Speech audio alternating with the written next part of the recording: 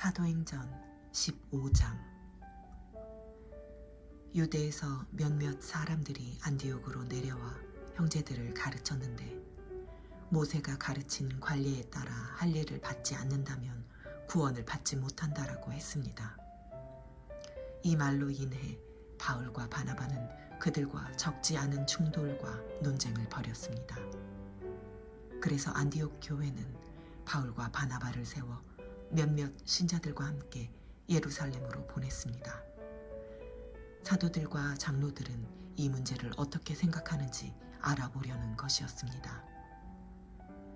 교회의 전송을 받고 여행을 떠난 그들은 가는 길에 페니키아와 사마리아 지방을 거치면서 이방 사람들이 어떻게 개종하게 됐는지를 전했습니다. 이 소식은 모든 형제들을 무척 기쁘게 했습니다. 그들은 예루살렘에 도착해 교회와 사도들과 장로들에게 환영을 받았습니다. 그러고 난 후 하나님께서 자신들을 통해 하신 모든 일을 그들에게 보고했습니다. 그때 바리새파에 속해 있다 신자가 된 몇몇 사람들이 일어나 말했습니다. 이방 사람들이 할례를 받고 모세의 율법을 지키도록 해야 합니다. 사도들과 장로들이 이 문제를 논의하려고 함께 모였습니다. 오랜 시간 동안 토론한 끝에 베드로가 일어나 그들에게 말했습니다.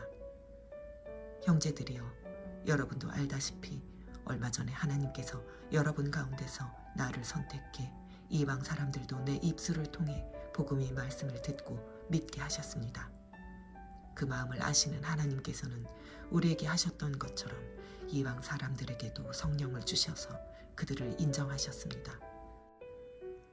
하나님께서는 그 마음을 믿음으로 깨끗하게 하셔서 우리와 그들 사이에 차별을 두지 않으신 것입니다.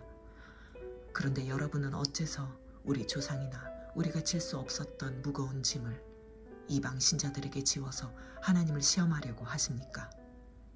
우리는 그들과 마찬가지로 주 예수의 은혜로 구원받는다고 믿습니다. 온 회중이 조용해지면서 바울과 바나바가 하는 말을 귀 기울여 들었습니다. 그들은 자신들을 통해 하나님께서 행하신 표적과 기사를 이야기했습니다.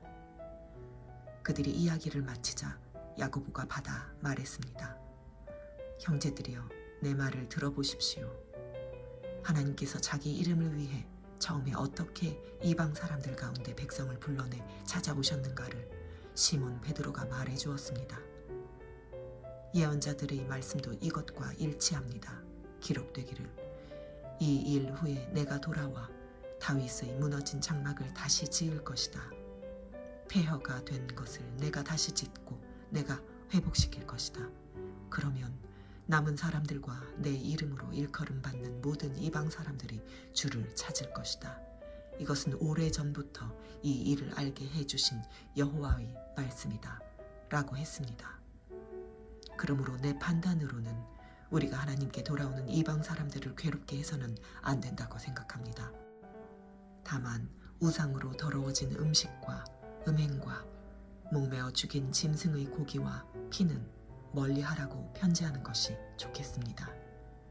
오래전부터 모세의 율법이 각 도시에 전해져 안식일마다 회당에서 그것을 읽고 있기 때문입니다.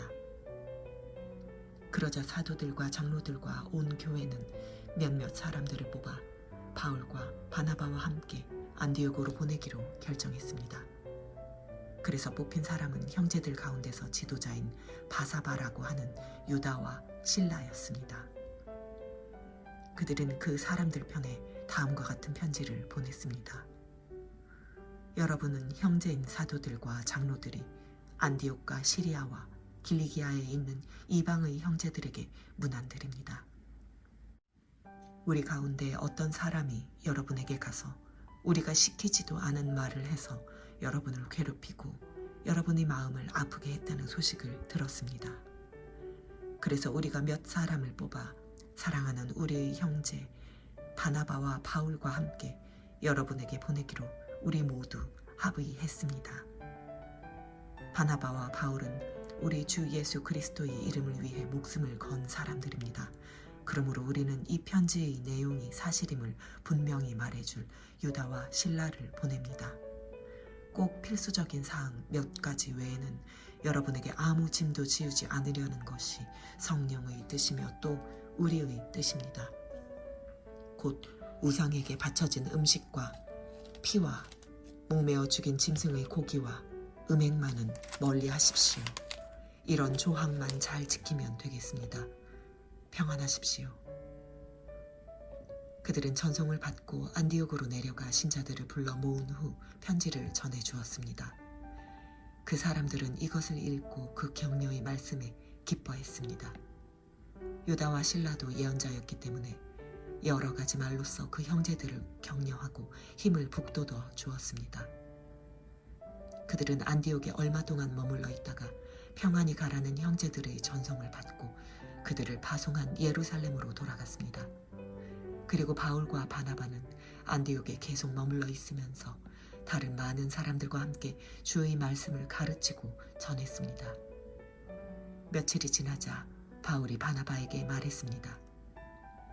우리가 주의 말씀을 전했던 도시마다 모두 다시 방문해 그들이 어떻게 지내고 있는지 알아봅시다. 바나바는 마가라고도 하는 요한을 함께 데리고 갈 생각이었지만 바울은 그를 데려가는 것이 현명한 처사가 아니라고 생각했습니다.